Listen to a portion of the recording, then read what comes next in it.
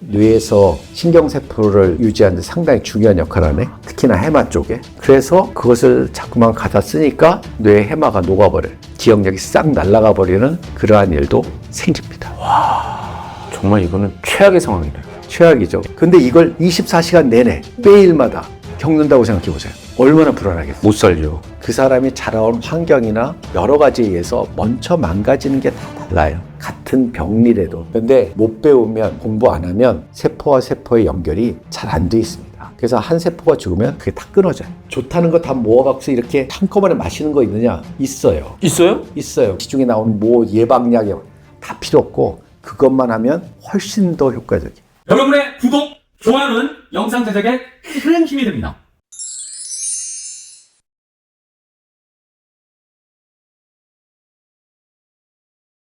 저는 고려대학교 안암병원 뇌신경센터의 센터장으로 있는 박건우입니다. 신경센터장으로 계시니까 신경과 관련된 모든 거를 다 책임지고 계시는 거죠? 그것은 이제 병원에서의 보직이고요. 예. 제가 원래 관심 있는 것은 뇌 부분이고 특히나 이제 뇌에 나이 들어서 생기는 여러 가지 병들, 치매, 파킨슨병 뭐 이런 것들을 주로 전공하고 있습니다. 그러니까 그쪽만 이제 특화해서 하고 계시면 지금 몇 년 되신 거죠? 치매나 파킨슨병 본 지는 한 30년 됐죠. 어마어마한 업력이십니다. 자, 그럼 오늘 치매에 대한 모든 걸 박 교수님을 통해서 알아보도록 하겠습니다. 자, 먼저 치매를 한번 정의해 주시죠, 깔끔하게. 의학적인 정의를 말씀을 드려야 될 것 같아요. 어차피 이제 의학에서 다루는 거니까. 치매는 인지 기능이 떨어져서 일상생활을 못하는 상태. 이렇게 정의합니다. 어렵죠. 네. 인지 기능이 뭐냐면 사람이 사람답게 사는데 필요한 능력이에요. 뇌의 아주 높은 고위 기능이죠. 그러니까 우리가 말, 언어로 소통하는 거, 남을 배려하는 거, 계획을 하고 그것을 실천하는 거, 그리고 남의 의도를 캐치할 수 있는 능력, 그리고 계획이라는 얘기를 했지만 계획을 하는 데 있어서 차곡차곡 계획을 쌓아야 돼요. 전반적인 것을. 이런 것들을 다 할 수 있는 게 동물보다는 사람에 필요한 능력이죠. 생활을 하는데 필요한 능력이라는 거예요. 생명이 왔다 갔다 하는 병이 아니고 그분의 생존이 왔다 갔다 하는 병도 아니에요. 그런데 그러한 아까 얘기한 능력이 떨어지면 어떻게 되겠어요? 다른 사람하고 생활하기가 매우 힘들어요. 그래서 그러한 인지 능력이 떨어져서 결국에는 일상적인 생활을 못하게 되는 거. 기억력, 판단 능력, 수리 계산 능력, 공감, 지각력 이런 것들이 소위 인지 기능입니다. 그러면 듣고 보니까 진짜로 생명이 왔다 갔다 하는 위급한 병은 아니지만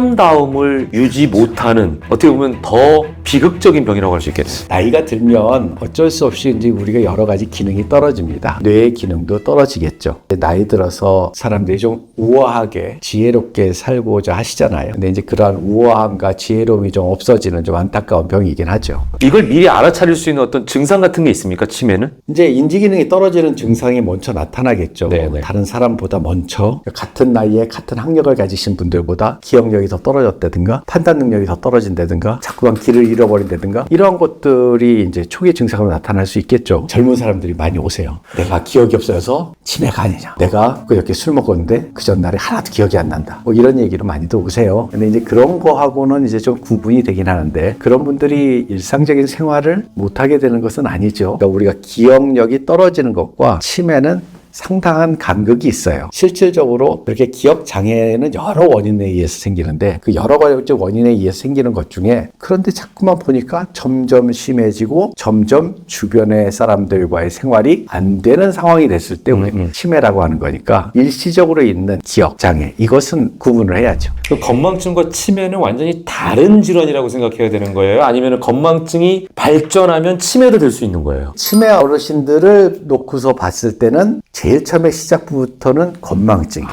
그런데 건망증인 분들을 놓고서 쭉 채우면 아주 극히 일부만 치매. 그래서 우리가 건망증만 있다고 해서 치매를 생각할 필요는 없어요. 그럼 왜 건망증이 생기느냐를 찾아봐야죠. 건망증이 있다고 치매로 스스로 생각하고 스스로 나락으로 떨어질 필요는 없는 거예요. 우울증에 빠질 필요 없어요. 기억력이 떨어질 수 있는 이유 중에 가장 많은 것은 젊은 사람들은 너무 과다한 정보량이에요. 그러니까 머리에 넣어야 될 것들이 너무 많은 거죠. 그러다 보니까 주의 집중이 안 되고 산만한 상태가 돼서 뭐 하나 집중이 안 되니까 그 부분에 대해서 관심 있는 사람이 물어봤을 때 분명히 알았었는데 분명히 들었었는데 나는데 정확하게 머릿속에 남아있지 않은. 그렇지만 이런 것들은 정보량이 너무 많아서 생기는 거기 때문에 정보량을 적절하게 줄이면 됩니다. 그러면 뭐 본인의 기억에 아무런 문제가 없어요. 그리고 외부적인 원인으로 이제 머리를 다쳐서 기억을 잃는 경우도 많고요. 그리고 또 술 같은 것도 블랙아웃이라고 해서 그냥 필링 끊겼다고 하는 그런 상태도 기억을 떨어뜨릴 수가 있고, 또 이제 우울증 같은 것도 기억을 떨어뜨릴 수가 있어요. 이거 우울증에 빠지면 주변에 대한 관심이 없어지거든요. 그럼 주변에 있는 사람들이 뭐라고 얘기를 했는데 본인은 그렇지만 하나도 들은 게 아니에요. 그 때문에 나중에 물어보면 네가 언제 그랬어? 이런 얘기를 할 수가 있는 거죠. 사실은 젊은 분들이 이러한 기억 장애가 있다고 했을 때는 사실은 치매보다는 아까 얘기한 여러 가지 그런 것들을 먼저 생각을 해야 되고, 아무 그런 것들이 없는데 나이가 들어서 점점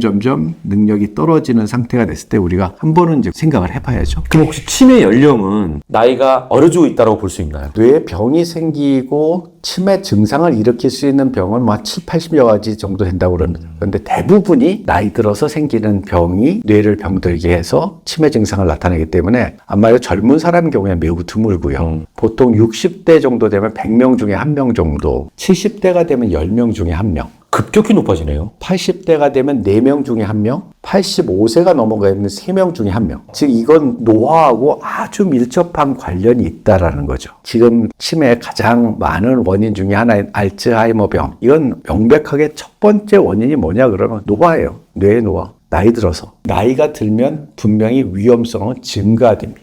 그래서 젊은 사람들보다는 60대 이상부터 우리가 지금 얘기하는 여러 가지 인지 능력이 떨어지는 것에 대해서 관심을 갖게 되는 거죠. 그럼 지금 저희가 이제 뭐 100세를 넘어서 120세 시대라는 말을 하잖아요. 사람이 사는 수명은 길어졌는데 뇌는 거기에 따라가지 못한다고 볼 수 있는 건가요? 사실 제가 대학교 다닐 때 이런 치매라든가 이런 걸 공부하겠다고 그러면 주변에서 말렸어요. 그렇게 희소한 병을 보냐고. 그러니까 우리가 급격하게 노인 인구가 늘어난 거죠. 옛날에 60세 넘으면 환갑잔치 막 박수 쳤잖아요. 요즘 환갑에서 박수 치면 혼나죠. 70대도 출순도 잘 안 해요. 안 합니다. 8순 창피하다고 하고 9순 정도 돼 조금 사셨구나. 그게 얼마 안 됐어요. 2, 30년 사이에 변한 거예요. 근데 2, 30년 사이에 뇌는 어떻게 됐을까요? 똑같은 건가요? 아니 뭐 그때 태어난 사람의 뇌는 똑같죠. 지금 저희 나라 같은 경우는 지금 7, 80대 되시는 분들이 고생을 진짜 많이 하신 세대예요. 일제시대에서부터 시작을 해서 제대로 우리나라가 진짜 못 살았던 시절,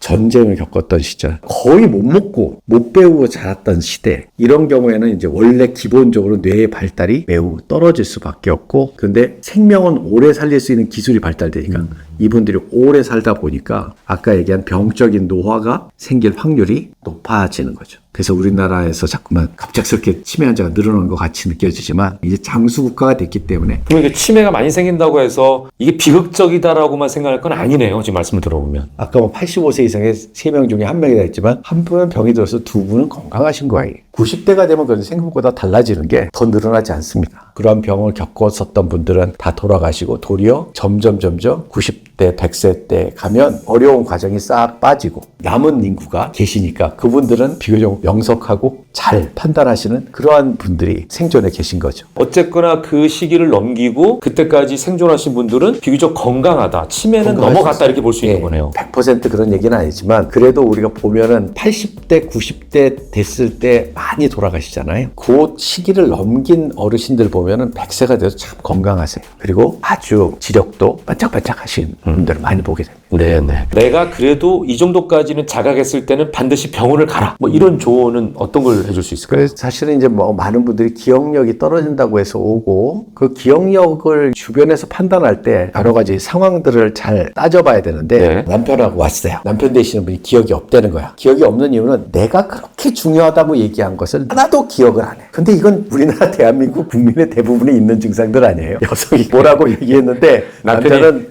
이러고 있어. 안 들은 거예요.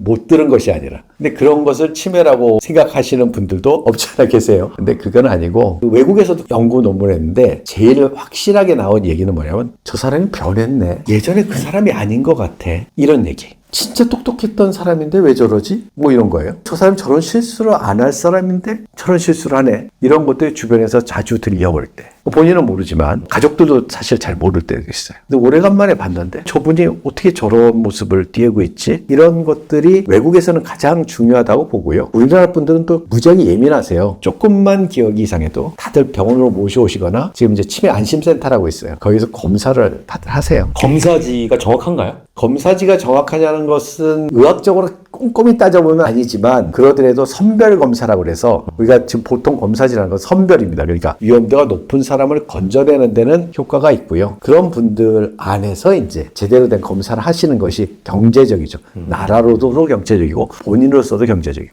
예전에 우리 뭐 대장이나 위 같은 경우는 암이 워낙 많으니까 정기검진이라는 걸 받잖아요. 시기도 정해져 있고. 네. 혹시 이거는 시기가 정해져 있는 건 아닌가요? 우리나라도 국가검진에 인지 기능을 체크하는 항목이 있습니다. 그런데 이제 이게 주관적이거든요. 기억력이 깜빡깜빡 하신 적이 있냐고 물어보면 안 그런 사람이 없잖아.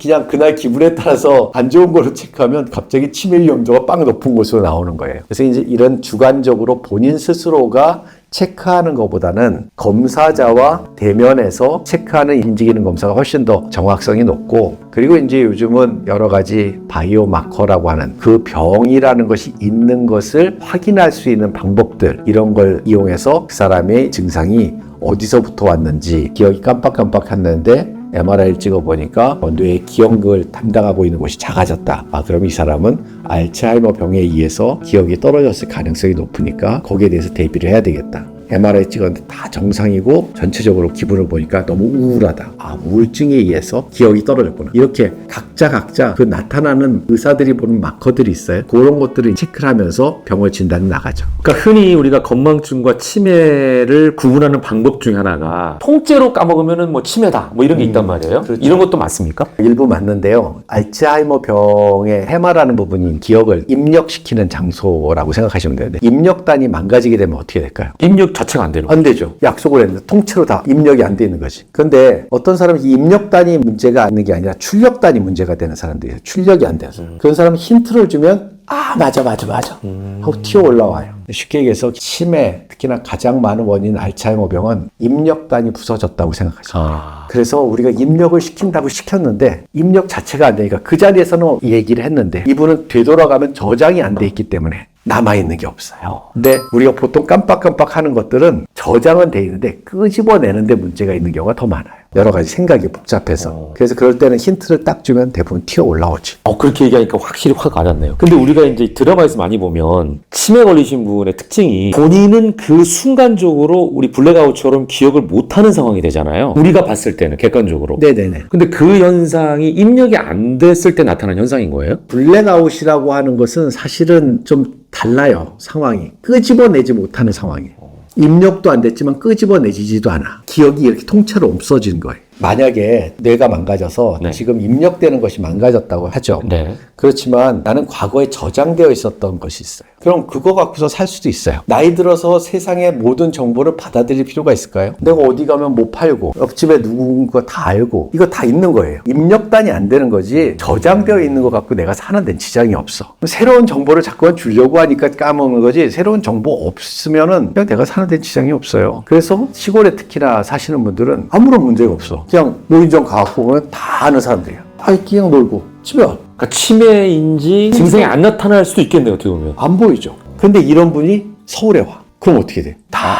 새로운 정보죠. 새로운 정보. 이게 안 되는 거예요. 사람이 바뀌어. 완전히 새로운 상황에서 너무 불안하고 뭘 가르쳐 줬는데 기억이 안 나는 거야. 집에 가면 화장실이 어디 있는지 아는데 딸네 집 가니까 화장실이 어디 있는지 모르네. 그러면 실수하죠. 이렇게 입력단이 무너졌을 때 어떻게 할 것인가 이런 것들이. 그래서 이것이 망가지더라도 아까 얘기한 대로 본인은 모를 수가 있어요. 그런데 그걸 쉽게 알 수 있는 방법은 그 자리에서 떨어졌을 때 벗어나 보는 거네요. 특히나 여행 같은 데 갔을 때 확 달라지시는 분들은 한번 생각을 해봐야 돼요. 본인도 덜컹덜컹해요. 한 번씩 기억 없어진 적 있었죠. 예. 저도 이렇게 비밀번호를 누르는데 갑자기 생각이 안 나. 예. 순간적으로. 그럼 어때요? 당황스럽죠. 엄청 당황스럽고 불안해요. 근데 이걸 24시간 내내 매일마다 겪는다고 생각해 보세요. 얼마나 불안하겠어요. 못 살죠. 그래서 치매 어르신들이 아무런 스트레스를 안 받고 있는 것이 아니라 엄청난 스트레스를 받고 계세요. 그래서 우울하고 사람들하고 만나려고 하지 않고 뒤로 빠지고 이러한 모습을 띠게 되죠. 더 많이 망가지게 되면 이제 그걸 인식 못하는 시점도 있지만 많은 사람들이 치매는 본인은 모르는 그런 병이다라고 생각하는데 그건 아니에요. 본인도 알고 너무 속상해하세요. 해마하고 치매가 직접적인 관련이 있는 거예요? 해마는 특히나 기억과 관련되어 있으니까 기억력이 먼저 떨어지는 치매인 경우에는 해마부터 작아져서 전체 뇌가 줄어들어요. 그렇지만 뭐 전두축두 치매라는 또 다른 유형도 있는데 그건 전두엽과 축두엽이 먼저 작아지고 전체적으로 뇌가 작아지는데 어떤 포인트에서 먼저 더 병리가 시작이 되는가, 병의 원인을 일으키는 물질이 어디에 더 많이 축적이 돼서 그쪽 세포를 더 많이 죽이는가, 이것에 따라서 이제 조금씩 나타나는 표현형이 좀 달라요. 해마는 술을 많이 먹으면 또 이제 해마가 망가지잖아요. 알코올성 치매, 뭐 알코올성 건망증, 치매로 발전될 가능성이 좀 높겠네요. 술을 먹은 사람과 안 먹은 사람의 차이를 본 논문이 많아요. 많이 먹은 사람도 많이 걸리고 또 너무 안 먹은 사람도 더 걸려요. 이건 뭐냐면 이 사람은 소셜 아이솔레이션, 소위 사회적으로 고립되어 있는 사람들과 접촉을 안 하는 사람들이 있기 때문에 이런 게 나오지만 분명히 술을 많이 먹으면 치매로 걸릴 확률은 안 먹은 사람보다 높아집니다. 그건 맞아요. 자꾸만 술을 끝까지 드시겠다고 그러면서 그래도 좋은 술이 있느냐 뭐 물어보시는 분들이 있는데 독주보다는 와인 같은 것들이 도움이 되고요. 왜냐면 와인 자체에 뭐 여러 가지 항노화 물질도 있고 그렇다고 그래요. 그리고 이제 일단은 배가 부르니까 많이 안 드시고 또 이제 와인 문화라는 게 통째로 안샷하는 분위기가 아니라 조금씩 대화만 이끄는 그러한 분위기이기 때문에 그래서 연구를 한 것을 놓고 보면 술이 나쁘다라는 것과 좋다는 것이 비등비등해요. 대부분 보면 좋은 분위기에서 사람들과 접촉하면서 사회적인 교류를 증진시키는 방향으로 썼던 분들은 기억력이나 뭐 치매나 이런 데 지장이 좀 덜했어요. 근데 혼술하고 많이 먹고 이런 분들이 이제 위험한 거죠. 극단의 경우는 이런 게 있어요. 보통 우리 술만 좋아하시는 분들이 있어요. 진짜 진정한 술을 좋아하시는 분들은 밥을 안 먹어요. 술이 에너지원이에요. 술을 먹으면 힘이 나는데 밥을 먹으면 힘이 빠져. 술을 먹어야 돼. 매일 술을 드시는 분들이 있어요. 예전보다 많이 줄긴 했지만 과거엔 참 많았어요. 이런 분들은 이제 술을 먹으면 술을 분해해야 되잖아요. 분해를 하려면 간에서 이제 티아민이라고 비타민 B1이라는 것들이 필요한데요. 계속 술이 들어가니까 간에서 그것을 소화를 하려니까 티아민을 계속 필요로 하는데 간에 있는 것은 이미 고갈이 됐고 몸에 있는 것을 끌어다가 쓰는데 이 티아민이 뇌에서 신경세포를 유지하는 데 상당히 중요한 역할을 하네. 특히나 해마 쪽에. 그래서 그것을 자꾸만 갖다 쓰니까 뇌의 해마가 녹아버려요.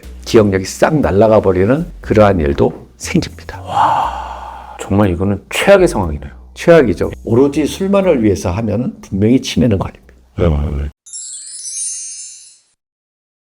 교수님, 제가 이제 들었던 얘기 중에 귓불 있잖아요. 여기에 대각선으로 주름이 깊게 패이면 치매 걸릴 위험이 높다. 이게 정설입니까? 낭설입니다. 아, 그래요? 네. 손가락이 여기보다 짧으면 치매에 잘 걸린다 이런 얘기도 있고 별 얘기가 다 있습니다. 이런 것들이 왜 그러냐면 치매 걸린 사람들의 이런 것들이 좀 많은 거야. 치매 안 걸린 사람들에다 놓고서 이제 이걸 봤더니 이거 없는 거야 별로. 네. 그러면은 치매 걸린 사람들이 이게 많아. 이게 생기는 원인이 뭘까요? 이게 잘 생기지 않아요. 생기는 원인은 대부분 좀 못 먹어서 그렇죠. 말라서 그런 경우가 많아서 주름살이라는 게 결국에는 밑에 있는 조직이 받쳐주지 않기 때문에 생기는 문이거든요. 그러니까 못 드신 분들은 당연히 뇌세포가 쉽게 망가져요. 연세 드실수록 잘 드셔야 되는 것이 많고 특히나 단백질 잘 먹어야 되는 거 맞거든요. 골고루 먹어야 되고. 근데 그런 것을 안 지키고 있으면 마르죠. 마르신 분들이 위험합니다. 치매가 걸렸을 경우에 치매도 종류가 있다고 들었거든요. 네. 행동 양식이 몇 가지로 나뉩니까? 참 어려운 질문인데 사람마다 다 다르기 때문에 다 달라요? 다 달라요. 크게 구분할 수 없나요? 크게 구분을 하는 것이 별로 의미가 없는 게 뇌에 병이 생기는 것이 어느 쪽에 딱 국한돼서 생기는 게 아니라 점진적으로 쫙 퍼져가면서 뇌세포가 죽는 거거든요. 그 사람이 자라온 환경이나 여러 가지에 의해서 먼저 망가지는 게 다 달라요. 같은 병리라도 병의 원인이 되는 물질들을 저희들이 막 찾아내거든요. 많이 알고 있는 알츠하이머 병 같은 경우는 뇌에 아밀로이드라는 단백질의 변성이 오고 타우라는 단백질의 변성이 와요. 파킨슨 병도 몸이 굳어지고 벌벌 떠는 병이고 이러긴 하지만 그것도 시간이 지나면 마지막에 또 치매가 오는 경우인데 이건 알파시누클린이라는 단백질의 변성이 와서 생기는 거예요. 여러 가지 단백질의 변성에 의해서 병들이 조금씩 다 다릅니다. 모양 모양도 다르고 알츠하이머병 같은 경우는 기억력 부사 망가지고 파킨슨병 치매 같은 경우는 길을 못 찾거나 헛것을 보거나 이런 것을 먼저 망가지고 전두축두 치매라고 하는 것은 그런 것들은 행동장애로 남을 배려하지 못하고 막 집안에 쓰레기 쏘아놓고 공격적인 성향도 나타날 수 있고 이러한 여러 가지 것들이 다 어느 곳에 어떤 병리가 얼마나 많이 이런 것들이 다 다른데 사람이 병이라는 게 이렇게 시작해서 끝까지 가는 동안에도 다 다르기 때문에 어느 한 단면을 딱 잘라놓고 이 사람이 뭔지 알아맞혀라 쉽지 않은 일입니다. 근데 이제 가족의 입장에서는 공격적인 성향보다는 그래도 조용한 스타일의 치매 환자가 낫지 않을까 이제 이런 생각을 하게 되는 거죠. 당연하죠. 근데 그래서 우리가 이쁜 치매를 만들려고 그렇죠. 그러면 그러한 현상들이 나타나는 것을 우리가 원하는 즉 생활이 안 되는 상황을 생활이 좀 되게 만들어주는 방법이 없느냐? 방법은 있죠. 그래서 있어요. 의사들이 있는 거예요. 그래서 그분들은 어떻게 해서든지 좀 이쁜 치매 쪽으로 끌고 가고 공격성이 강한 사람은 공격성을 좀 줄이고 잠을 안 자는 사람은 잠을 좀 재우고 우울증에 빠져서 아무것도 안 하려고 하는 사람은 좀 깨워서 뭔가 활동적으로 하려고 하고 이러한 것들의 행동상의 변화들이 나타나면 거기에 적절한 약을 써서 그쪽으로 이렇게 유도하죠. 그게 치료 과정에 있군요. 있죠, 당연히. 치매는 치료를 해야지만이 이쁜 치매로 바뀌어요. 치매에 걸려 있거나 치매로 가는 사람을 치유를 완벽하게 할 수는 없는 거예요? 이미 뇌 세포들이 많이 망가져 있기 때문에 그것을 원위치로 돌려놓을 수는 없어요. 의학이 발달해서 비록 오랫동안 써서 망가졌더라도 그걸 고치는 능력이 좋아져서 생명을 연장하고 있는 거예요. 뇌도 망가진 것을 고쳐가면서 연장하고 있는 거예요. 이제 확실해졌네요. 치매에 대한 우리가 바라봐야 되는 시각이 말씀을 드리니까 알 것 같아요. 혹시 가족력도 많은 가족력이라는 것은 모든 병에 영향을 미쳐요. 그걸 유전이라고만 꼭 얘기할 것은 아니고 가족들의 습관, 식습관, 커뮤니케이션 하는 방식 이런 것들에 의해서 그리고 그분의 평소 때 생활 태도, 운동 안 하면 뭐든지 나빠집니다. 근데 어느 집안은 진짜 운동을 무지하게 싫어하시는 분들이 계세요. 그런 것은 어떤 하나의 유전자가 잘못돼서 그런 건 아니거든요. 음식 습관도 또 그렇고요. 그래서 그런 것들은 가족력이라는 커다란 저거에서 유전자도 어느 정도 관여를 하지만 그 유전자와 근접해 있는 여러 가지 생활 태도 그리고 집안에서 내려오는 생활 방식 이런 것들을 다 합쳤을 때 가족의 영향은 분명히 받습니다. 그럼 치매를 나에게서 멀어지게 할 수 있는 방법이 있을까요? 이게 가장 이제 궁극적인 질문이 될 것 같아요. 계속 연구를 해요. 치매는 예방할 수 있는가? 우리가 어렸을 때부터 뭔가를 하게 되면 몇 %를 예방할 수 있을까? 그리고 그렇게 열심히 한다면 실제로 치매 유병률이 점점 줄어들고 있는가? 답은요? 답은 줄일 수 있어요. 어렸을 때 교육을 받고 안 받고가 엄청난 차이가 있습니다. 무슨 얘기냐면 뇌 능력은 세포의 수가 아니라 세포와 세포 사이의 연결의 숫자가 그 사람의 능력이에요. 그런데 못 배우면 공부 안 하면 세포와 세포의 연결이 잘 안 돼 있습니다. 그래서 한 세포가 죽으면 그게 다 끊어져요. 그런데 세포와 세포의 연결이 아주 공고히 돼 있으면 여러 갈래로 한두 개가 죽어도 다른 것들로 연결이 돼서 안 풀어져요. 계속 뇌회로는 돌아가고 있습니다. 이게 교육이에요. 그래서 교육이 중요한 거예요. 치매 예방을 위해서 어렸을 때 무엇을 해야 될 것인가? 책 열심히 읽고 공부 열심히 시키는 거 맞습니다. 그럼 우리나라는 어떻게 되겠어요? 앞으로 이 부분은 해결이 되겠죠. 근데 지금 연세 분들은 어떻게 되겠어요? 이 부분이 해결이 안 된 분들이 계시죠. 그렇죠. 우리나라가 워낙 학부율이 높으니까 교육열 자체가. 제가 10년 전만 하더라도 문맹이 많았어요. 10년 싹 지나니까 문맹이 10%로 줄었어요. 계속 세대가 지나갈수록 문맹률도 떨어지고 그리고 뇌와 뇌 사이 연결을 공고히 시킨 그 세대가 쫙 올라가는 거예요. 첫 번째로 리스크를 줄일 수 있었지. 그리고 중년에 뇌를 다치지 않게 하는 게 중요해. 뇌를 다치게 하는 것들이 뭐냐면 머리 맞고 때리고 뭐 꼰투, 격한 스포츠.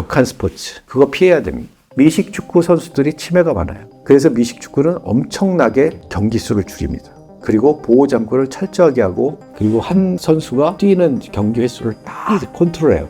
근데 이게 미식축구 선수가 돈은 많이 벌었는데 사고를 친 경우는 무지하게 많아요. 쭉 역사적으로 보면 그렇게 똑똑했던 친구가 돈도 많은데 왜 저럴까? 그건 뇌가 고장났기 때문에. 이상행동을 보이는 거죠. 그렇죠. 권투 선수들 그래서 이제 선진국이 될수록 그런 격한 운동을 덜 합니다. 잘 안 해요. 고혈압, 당뇨병 이거 뇌로 가는 혈관들이 시원찮게 만드는 거거든요. 뇌로 가는 혈관이 시원찮아지면 뇌가 어떻게 되겠어요? 망가지겠죠. 뇌는 우리 몸에 1200g 이것뿐이 안 되는데 전체 혈액의 20%를 가져가요. 그럼 뇌가 엄청나게 에너지를 쓰고 있는 거예요. 근데 에너지 서플라이가 안 되는 거예요. 고혈압이나 당뇨병이 혈관을 망가뜨리니까. 에너지 서플라이가 안 되면 뇌는 효율이 떨어지고 효율이 떨어지는 것뿐만 아니라 그렇게 왕성하게 해야 되는데 뭐가 안 오니까 어떻게 돼요? 숨 막히고 빨리 죽어요. 내 세포들이. 그래서 그러한 것들을 철저하게 관리하는 것이 상당히 중요해요. 술, 담배 다 뇌에 악영향을 미치는 거니까 철저히 관리하고 눈으로 보고 귀로 듣는 거 여기가 괜찮아야 됩니다. 난청을 예방하고 특히나 백내장 같은 거 있으신 분들 빨리 고쳐드리고 하면 치매 위험도를 낮출 수가 있어요.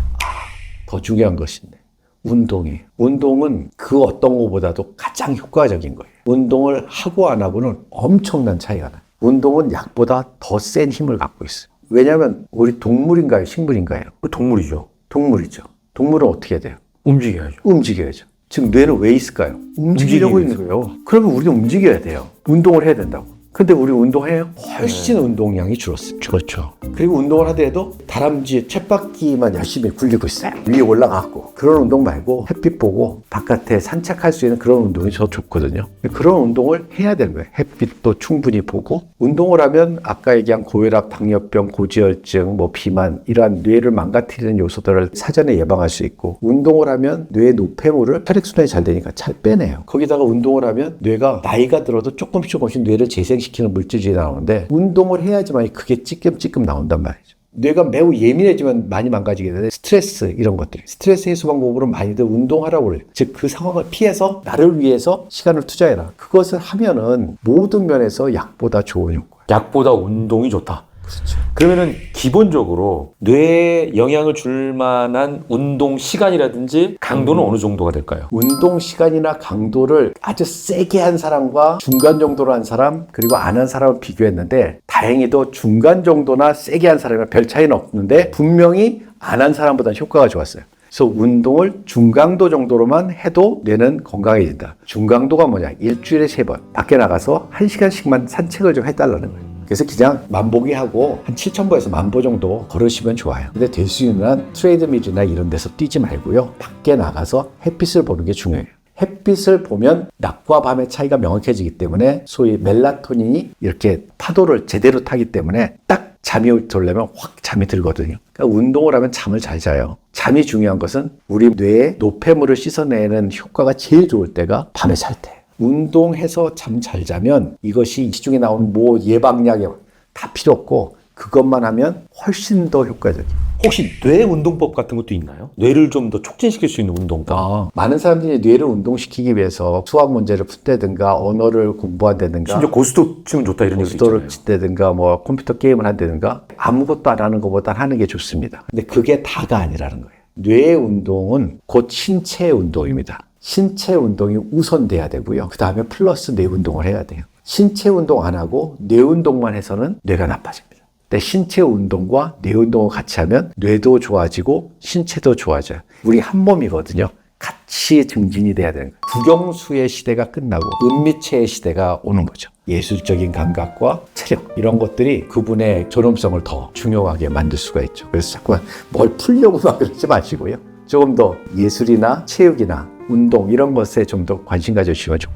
혹시 뇌에 좋은 음식 없습니까? 기름이 좋으냐 나쁘냐 했을 때 동물성 기름보다는 식물성 또는 생선에서 나온 기름이 좋다고 얘기를 해요. 지금 현재 연구가 되어 있는 건 지중해식 식단이라고 하는 거예요. 지중해식 식단을 이제 제가 한번 먹어보려고 노력을 했습니다. 생선과 올리브를 뭐 1리터를 엄청나게 먹어야 돼요. 딱 일주일하고 전 치매 걸리는 게 낫겠다. 도저히 못 먹겠다. 음식 문화는 이건 뭐 좋다고 해서 순간적으로 반짝할 수 있지만 지속 가능성이 없어요. 그럼 우리나라 음식이 좋으냐 나쁘냐만 보면 돼. 우리는 예전부터 반찬이 여러 가지 종류잖아요. 이렇게 반찬 여러 가지 쓰는 데가 없어요, 세상에. 이 전 세계에 없어요. 이게 골고루 모든 비타민을 다 흡수할 수 있고 그리고 작게 먹는 이런 것들이 너무 밸런스가 잘 맞는 다이어트. 그래서 한식이 좋아요. 그래서 결론은 한식이 치매에 좋다. 네, 우리나라 사람은 그래서 한식 먹으면 돼요. 물론 뭐 너무 짜게 먹으면 혈압도 나빠지고 백미만이 먹으면 뭐 당뇨병도 나빠지고 이런 것들이 있으니까 그런 것들은 스스로 조절하시면 되고 골고루 드시는 것이 진짜 좋습니다. 그래서 외국식으로 만들어서 좋다는 거 다 모아갖고 이렇게 한꺼번에 마시는 거 있느냐? 있어요. 있어요? 있어요. 그런데 우리나라 사람들한테 그걸 드시게 해봤더니 한 달을 못 넘겨요. 니글니글해서 못 먹어요. 저도 그걸 한 달 먹어봤는데 그냥 그것도 포기. 그래서 먹는 건 오랫동안 나한테 들어온 습관이기 때문에 절제하는 습관이 중요한 거지 지금 다른 것을 뭐 더 먹고 덜 먹고가 아니라 골고루 먹는 한국 식단이 더 좋습니다. 그러니까 지속적으로 유지할 수 있는 소식, 이게 어떻게 보면 정답일 수 있겠네요. 그렇다고 소식하라고 그래갖고 살이 빠지면 안 됩니다. 자, 마지막으로 치매를 극복하고 싶은 많은 분들께 꼭 하시고 싶은 말씀이 있으시다면 뭐가 있을까요? 치매를 극복은 안 됩니다. 치매는 이미 우리가 120세를 살려면은 반드시 우리와 동행하는 대상이에요. 과거에 우리나라는 2008년도에 치매와의 전쟁을 선포한 적이 있어요. 매우 잘못된 단어 선택이죠. 전쟁은 주적이 되는 거고 없애야 되는 겁니다. 이제 70세 이상의 노인 인구 중에 10명 중에 한 분이에요. 우리 고령화 사회로 가기 때문에 이 인구가 급격하게 늘어날 겁니다. 이 인구가 급격하게 늘어난다고 해서 우리가 아무런 대책이 없는 것은 아니에요. 분명히 이쁜 치매를 만들려는 노력할 수 있고요. 그리고 알츠하이머병 같은 경우는 그 나쁜 단백질을 끄집어내는 여러 가지 방식도 이제 개발이 됐고, 한 10년 후에는 그런 약을 잘 조절해서 먹으면 치매를 일으키는 병에 걸리긴 했지만 우리하고 크게 다르지 않게 같이 생활할 수 있어요. 치매는 극복의 대상이 아니라 동행의 대상이에요. 그리고 그분들이 안심하고 살만한 사회가 어떻게 보면 더 아름다운 사회죠. 시골에 계신 어르신이 노인정에 가서 아무 문제 없이 그렇게 할 수 있는 안심되는 세상이 더 중요한 거지, 극복하겠다고 한다면 벌써 이것은 죄악시하고 우리와 구분시키려고 하는 건데, 나이가 많아질수록 어쩔 수 없이 주변에 자주 일어나고 80대 이상의 어르신의 4명 중에 한 분이라면 부모님, 장인, 장모 이렇게 따지면 그분 중에 한 분이 치매 어르신이거든요. 그분을 막 극복을 해야 되나요? 전쟁을 해야 되나요? 그게 아니라 그분들과 어떻게 살 것인가 생각하는 거. 조금만 좀 그런 생각만 좀 해주시면 좋을 것 같아요. 오늘 말씀 너무 감사합니다. 그동안에 사실은 치매는 극복해야 된다, 치매를 안 걸리기 위해서 어떻게 해야 되나, 이런 생각들을 많이 했는데 말씀을 듣고 보니까 치매라는 것은 고령사회에서는 우리가 받아들일 수밖에 없는 나쁜 친구 같은 존재이니 이 친구와 어떻게 동행할까에 대해서 고민하는 게 낫겠다라는 생각을 좀 하게 해주셨습니다. 치매에 대해서 우리가 갖고 있는 잘못된 상식을 바로잡아 주셔서 너무 감사드립니다. 오늘 귀한 시간 감사합니다. 네.